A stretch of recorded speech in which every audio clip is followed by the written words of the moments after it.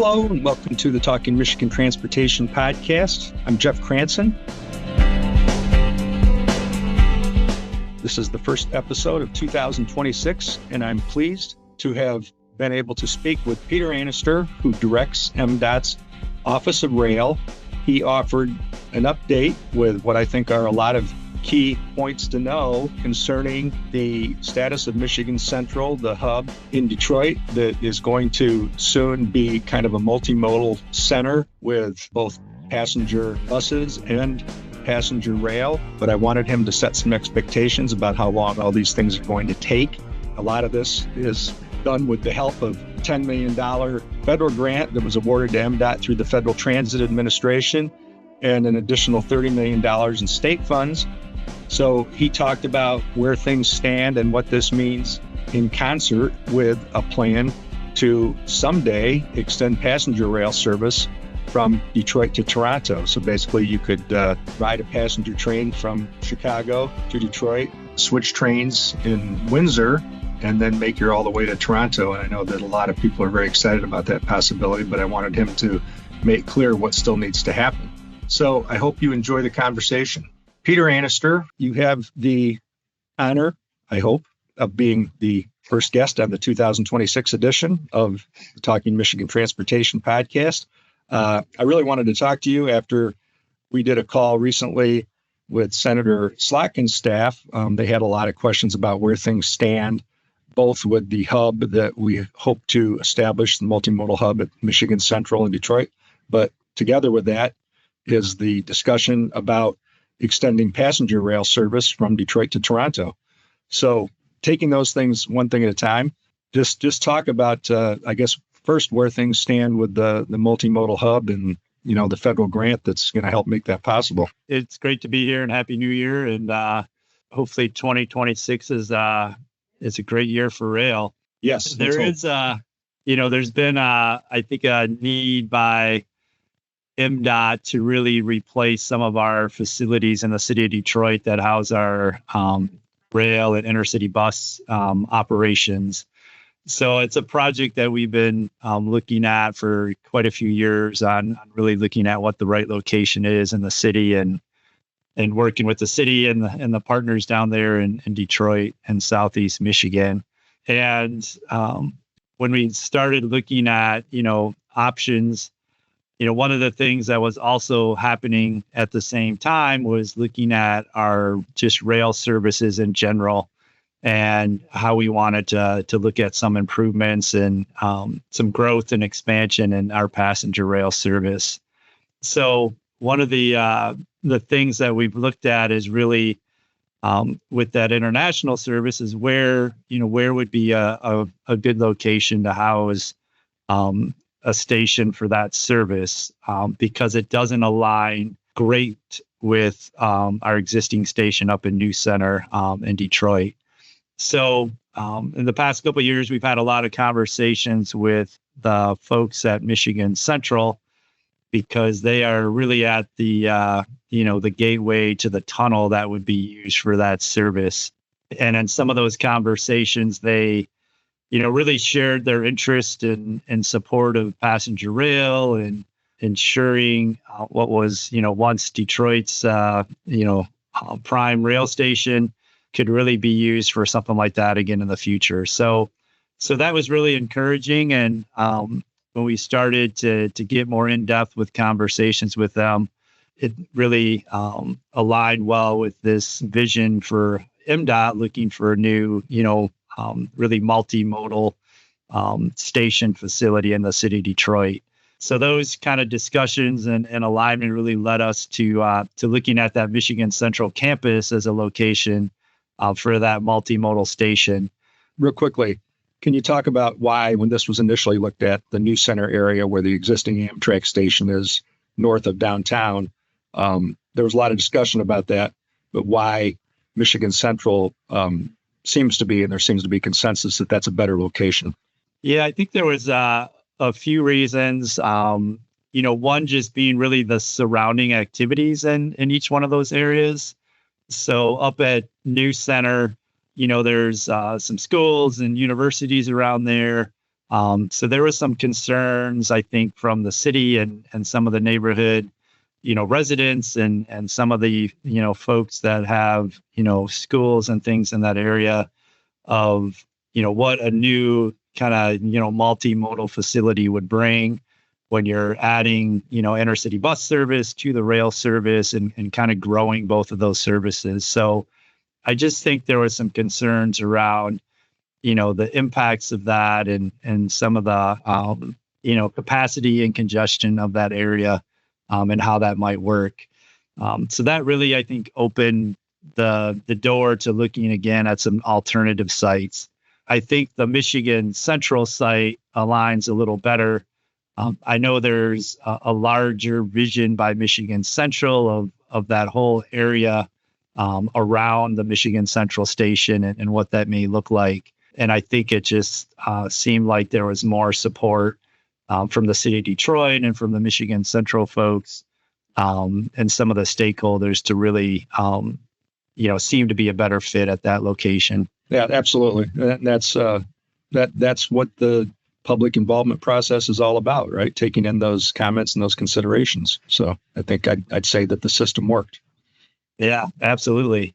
And I think those partnerships is what is really making this, project, strong for success is that, having the city of Detroit and Michigan Central and MDOT and some of the stakeholders really working together.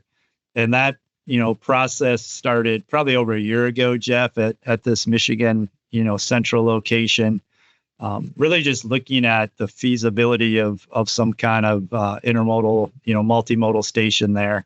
And in the past, really couple months, we've entered into a memorandum of understanding between those groups that really, I think, solidifies the commitment of that project moving forward.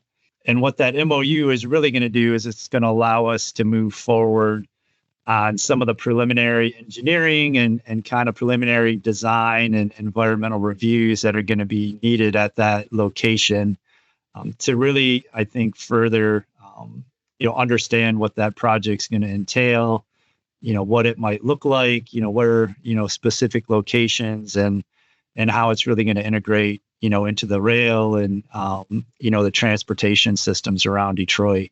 So, that MOU was entered into in October, and now we're working amongst those groups to really move forward to find a contractor that's going to really lead the efforts on that preliminary engineering and environmental review aspects for that project. So at the time that MOU was agreed upon and signed back in October, Governor Whitmer said, her quote was, "Today's MOU lays the foundation for a new multimodal transportation hub that will grow our regional economy, make downtown Detroit more vibrant, and connect residents and visitors to our communities.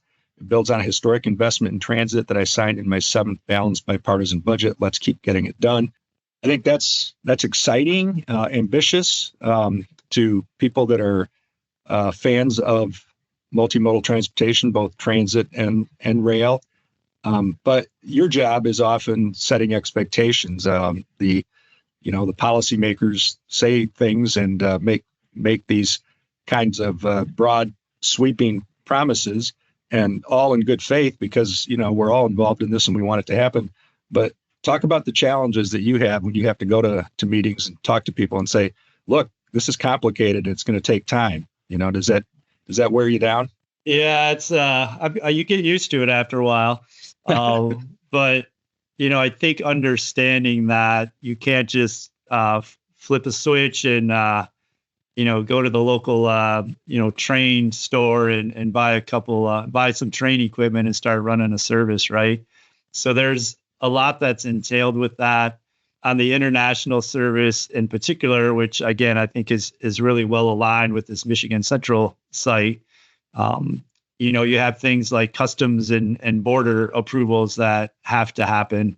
And since that's an international service, not only do we need some infrastructure and facilities on the U.S. side of the border, there's also quite a bit of infrastructure needed on the Canadian side of the border to really, seamlessly align the Canadian station and the Detroit station to really make that a feasible and viable project. So we've been having conversations with our partners in Canada. Amtrak has as well. We've been talking with U.S. Customs Border as well as the Canadian Customs and Border. But really, we need to solidify agreements with all those parties, identify funding to make sure that we can get all that investment that's required funded and moving forward. And those pieces are really still coming together. So, as we look at this project, at the earliest, I think we're talking 2029 is when we may have, service operating between those two countries and, out of that facility at Michigan Central. And that assumes, Jeff, that, things, go smoothly and there's not, a lot of, hurdles or hiccups that come along in the upcoming years here. I don't think there'll be any hurdles, Peter. Yeah. Smooth sailing. Stay with us. We'll have more on the other side of this important message. Michigan law requires drivers to maintain at least 200 feet behind a snowplow when crews are plowing or treating roads and have their lights on. This does not apply when passing the snowplow. In addition, stay at least 20 feet away when the plow is stopped or at an intersection. Failure to do so can result in a fine of $100. The law is meant to ensure snowplow operators have the proper space and time to clear the roads. This makes Michigan's roads and neighborhoods safer to drive on and walk around throughout the winter. Always remember, snowplows need room to groom. Talk about how that would work. I mean, not that you've been involved in an international passenger rail crossing in the past, but it would obviously rely on a more than 100-year-old tunnel that exists, rail tunnel from Detroit to Windsor. But it would also involve a partnership with Via Rail in Canada.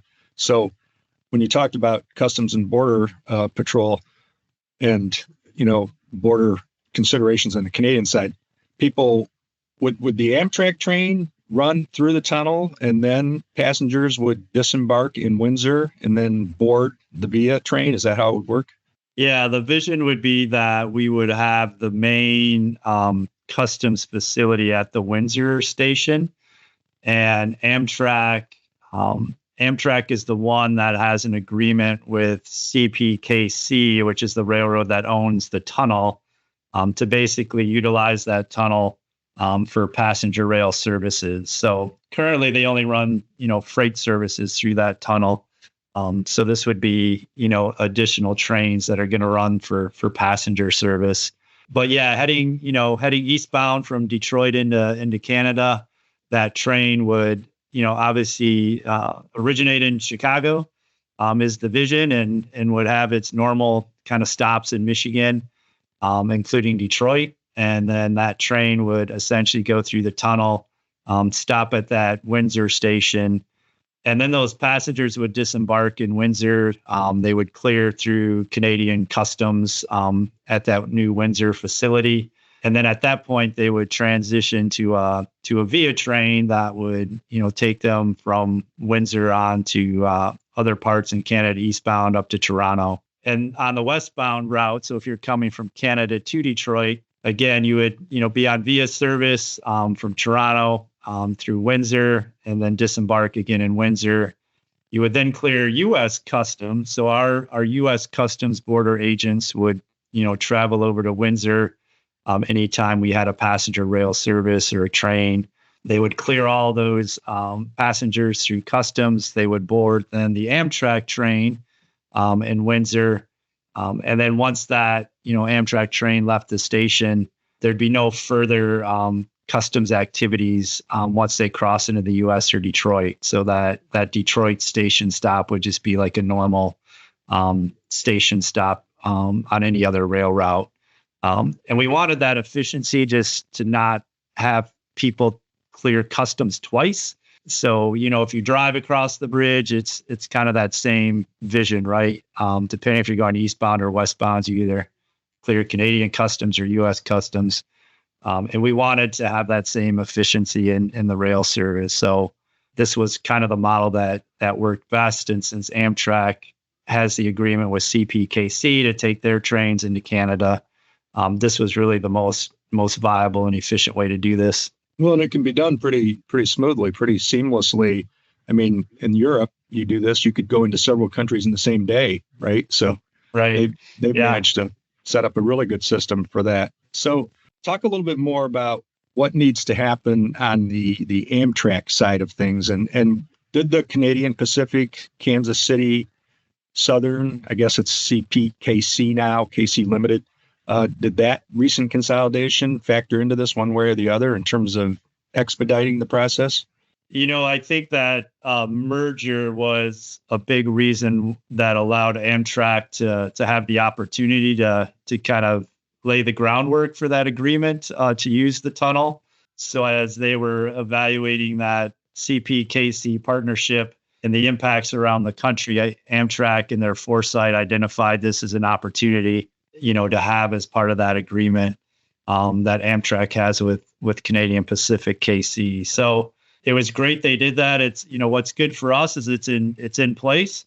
And what's also good for us is there's really not a lot of infrastructure that's needed at the tunnel, right? So it's an operating tunnel now, and it carries freight, and there's, not a lot that has to happen directly at the tunnel, which is really good news. So it's good that piece is kind of in place. So talk a little bit more about the multimodal hub and what you see as a timeline for that to be fully functional.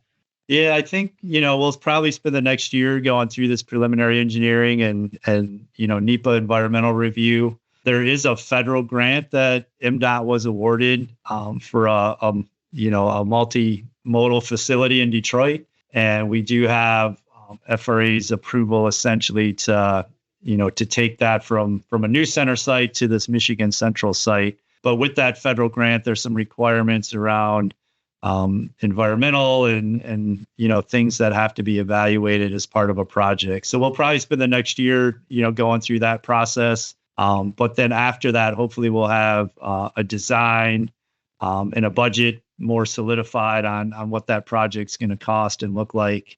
And then, we'll hopefully, if, everything looks good, we can move forward, on constructing a facility at that point. And that's probably another, 2-year process to get through that. So, again, I think we're looking at 28, 29 before, all those pieces kind of come together. But we've got some good momentum now, and I think people are really excited about taking this next step. Yeah, no, I think so too. I talked to a number of people that when they hear the prospect of being able to take a train to Toronto, get very excited about it. And I would suspect that there might be just as many people in Toronto or the various stops along the way, the cities in Ontario between Toronto and Windsor, that feel the same way about coming to Detroit or Chicago. What's the longer term prospects? There's been discussion about, an Amtrak line from Detroit to Toledo. You see that in the future? Yeah, there's, right now we're in the middle of an FRA program called the Corridor Identification and Development Program, or Corridor ID. And Michigan applied for all 3 of our Amtrak services in Michigan. So we have a service from Grand Rapids to Chicago. We have a service from Port Huron to Chicago. And then we have the service from Pontiac to Chicago that passes through Detroit. And that's where the international element would be. But luckily, Michigan was adopted or selected for all 3 of our services into that program. And we're really going to take a look at all of our services and how we can improve reliability and efficiency on our services, as well as looking to expand and grow frequencies on those services. So that vision really looks at doubling all of our services. So, we have 5 round trips right now. Hopefully, when we have the full completion of that corridor ID, we'll have up to 10 round trips on our existing services. And then you mentioned, a Detroit Toledo route. That's actually a separate corridor project that was submitted in partnership with the Ohio Rail Development Commission that really would connect Cleveland, Toledo, and Detroit. So Ohio has the lead on that project, but we're very much a partner in that. That's a new corridor, so it's a little it's going to be a little bit of a more of a process to kind of see that through. And since it's a new corridor, I don't really have a timeline on what that might look like. I think there's some basic elements on that project of just routing and working with the host railroads to understand where there may be capacity for something like that. But it is in that corridor ID program, and it is an active project. So that will certainly be part of the mix as we look to grow passenger rail service in Michigan. Well, you anticipated my follow-up, because I was going to ask about the prospect of being able to go to Cleveland by train from Detroit and see the Tigers beat the Guardians, just as we can go now to Chicago on either the Railroad or the Pure Marquette and see the Tigers beat the White Sox. So I like that idea. So thank you, Peter, for taking time to talk about this. We'll be updating things along the way. I want to continue to keep the excitement out there, but also set expectations. And I know that's your goal as well. So I appreciate it. Yeah, absolutely. And whenever you want to check in on these projects, just let me know, and we can share some updates for everybody. Sounds good. I'd like to thank you once more for tuning in to Talking Michigan Transportation. You can find show notes and more on Apple Podcasts or Buzzsprout. I also want to acknowledge the talented people who help make this a reality each week, starting with Randy Debler, who skillfully edits the audio, Jesse Ball, who proofs the content, Courtney Bates, who posts the podcast to various platforms, and Jackie Salinas, who transcribes the audio to make it accessible to all.